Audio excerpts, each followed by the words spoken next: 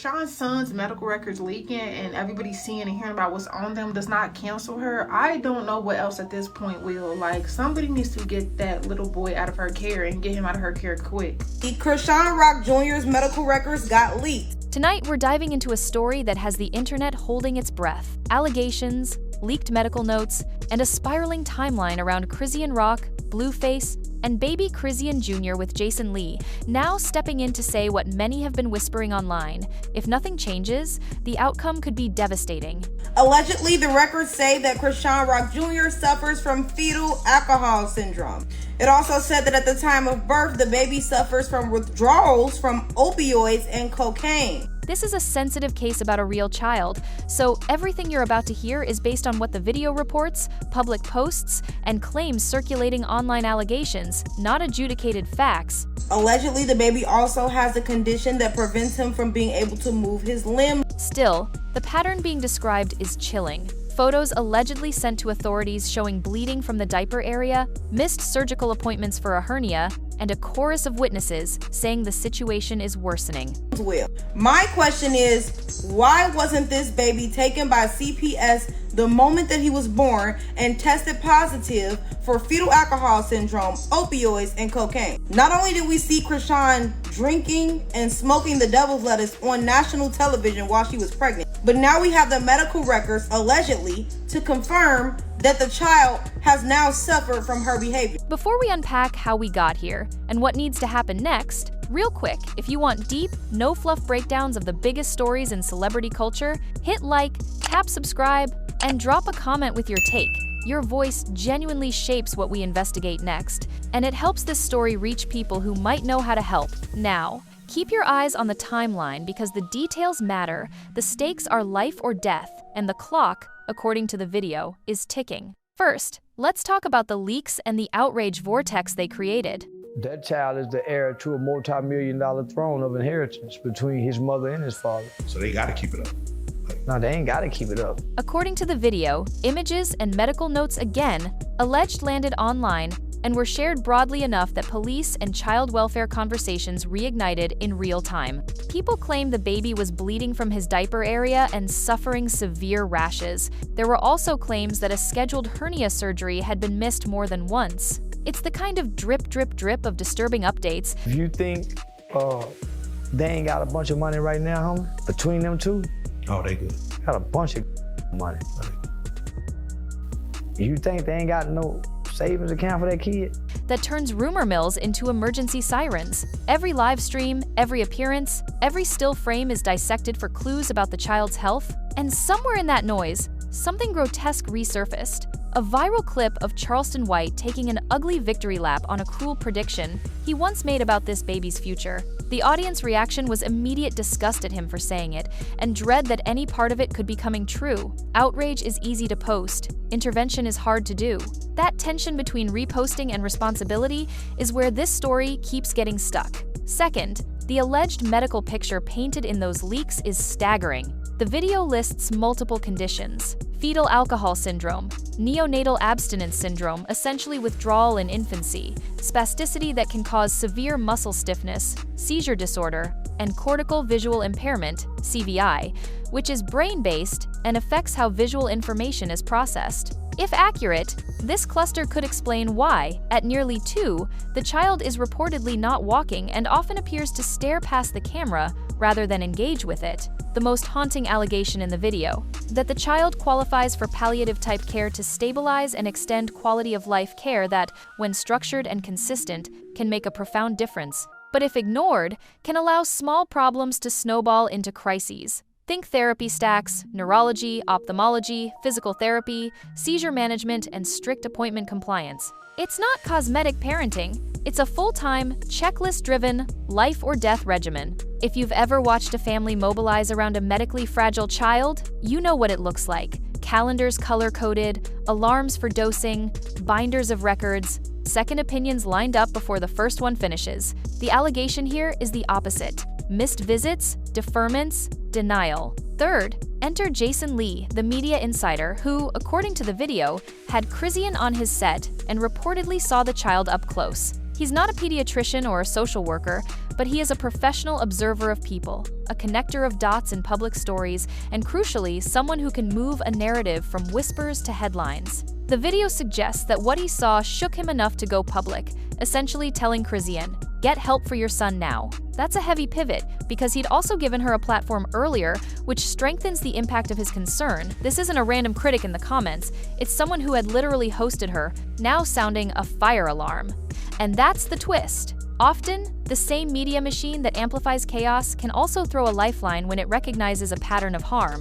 The question we're all asking is whether this lifeline gets grabbed or gets mocked until it slips away. Fourth, let's demystify the CPS piece that everyone argues about but few understand. A former investigator cited in the video explains that many substance-exposed newborns do go home with their parents, and that the system requires more than a bad vibe to remove a child. You need documentation, visits, home checks, an escalating paper trail.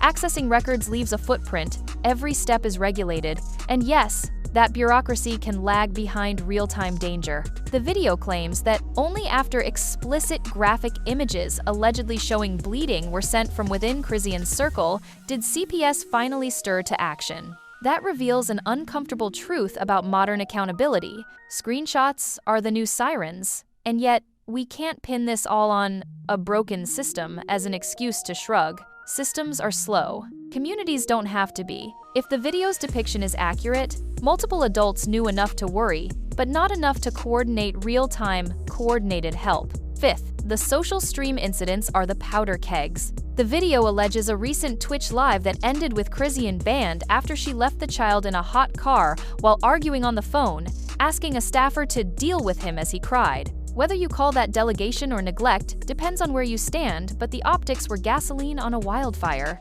Stack that on top of earlier lives, the face tattoo debate while the baby cries off camera, the stroller appearances where he's hardly moving, and the clip where he looks disoriented enough for viewers to ask if he might be blind. In celebrity land, lives are content, and content is currency. In the real world, a live can also be a self-recorded confession of priorities. These streams function like accidental depositions, time-stamped, replayable, dispassionate about context. Each one recalibrates public sympathy, not just for or against a parent, but for or against action. Sixth, the family crossfire. According to the video, Chrisean's sister Techie accused her of something else entirely during the press run, which Chrisean denied, and then the conversation ricocheted back to parenting. Who's lying? Who's suing? Who's deflecting? Chrisean insisted she's a good mother and framed her public wins money, $1 million house, as proof of capability. That, right there, is the paradox of fame-era parenting. Financial success can mask chaos, and chaos wears designer well. The sister says one thing. Chrisean swats it down and says, "Where's the paperwork?" The public shrugs at the he said, she said, but they don't shrug at a crying child on live, a missed surgery, or a baby who can't stand. Family drama is the fog machine. The child's needs are the laser beam cutting through it. Seventh, Chrisean's counter-narrative is spiritual defiance. The video shows her insisting her son is blessed, not blind, not slow, $1 billion baby. She rebukes what she calls negativity and prophesies future touchdowns and milestones. And look, a mother holding on to hope is not a crime. Denial, if it exists, is a human shield against pain. But hope isn't a care plan. Blessings don't replace neurologists, and declarations don't prevent seizures. A viewer can honor her faith while demanding her follow-through. The internet can be cruel. That doesn't make every concern hate. In fact, some of the most pointed comments come from parents of medically complex kids who recognize the tells: the stare, the stiffness, the delayed motor planning. They aren't dragging her, they're begging her go. Now. Eighth, Blueface's role in the timeline is its own carousel. According to the video, when the hernia surgery kept getting delayed, he posted photos that should never have been posted, images of the baby's private area to force the issue. He called her unfit. She fired back. The co-parenting went nuclear. In toxic dynamics, the child becomes a proxy war. And remember, this saga has long been shadowed by pundits who turned the child into a punchline before he took his first breath. That Charleston White clip is a stain on the conversation, but it's also a mirror for what audiences tolerate. Shock statements earn clicks, while nuanced advocacy bores people. The tragedy? Both approaches feed the same algorithm, but only one feeds the child. If you've ever wished celebrity culture would just focus on the music, this is what happens when all the oxygen goes to spectacle. The baby becomes B-roll. Ninth, the legal ethics swirl, people yelling HIPAA, often misspelled, at anyone discussing the leaks, while the video notes that HIPAA constrains providers, not friends or family. That doesn't make sharing a good idea, it just clarifies who can be penalized. What matters more than acronyms is accuracy. If the documents say the child needs multi-specialty care and close monitoring, then arguing about whether it's negative to discuss it is beside the point. Discretion matters, yes, but urgency matters more. The most constructive voices online are those mapping action steps, stabilize seizures, book developmental neurology, formalize physical and occupational therapy hours,